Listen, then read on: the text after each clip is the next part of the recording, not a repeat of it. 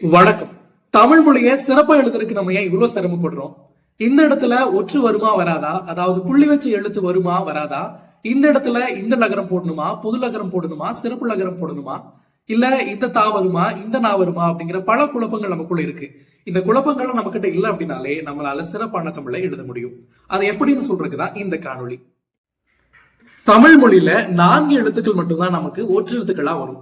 கா, சா, தா, பா அப்படிங்கிற 4 எழுத்துக்களும் தான் இக்கு, இச்சு, இப்பு, இத்து அப்படிங்கிற 4 எழுத்துக்கள் மட்டும்தான் ஒற்று எழுத்துக்களா வரும். அந்த ஒற்று எழுத்துக்களை எங்க பயன்படுத்தணும், எங்க பயன்படுத்தக்கூடாது அப்படிங்கறதா எல்லாருக்கும் இருக்கிற ஐயம்.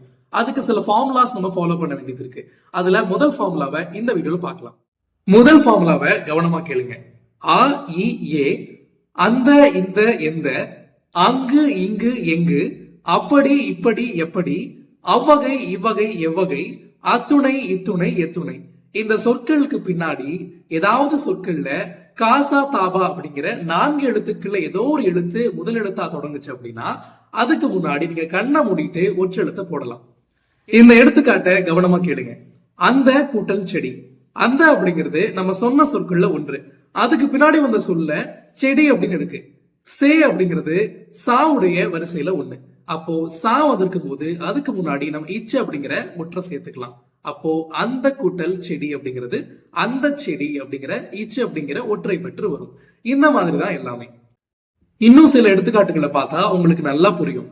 ஆ கூட்டல் கூடம் அக்குடம், அந்த கூட்டல் செடி அந்த செடி, எங்கு கூட்டல் கேட்டாய் எங்கு கேட்டாய், அப்படி கூட்டல் பேசு அப்படி பேசு. அதே மாதிரிதான் இந்த குழந்தை, எந்த பாடம், இங்கு போகாதே, எப்படி தந்தாய், இந்த மாதிரியான சொற்கள் எல்லாமே. இனிமே அந்த, இந்த, அப்படி இப்படின்னு எழுதும் போது அடுத்து வரக்கூடிய சொல் காசா தாபாவில் ஆரம்பிச்சா அங்க மறக்காம ஒற்றெழுத்து போடுங்க.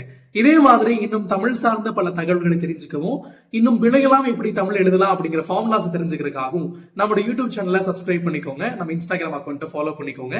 நன்றி, வணக்கம்.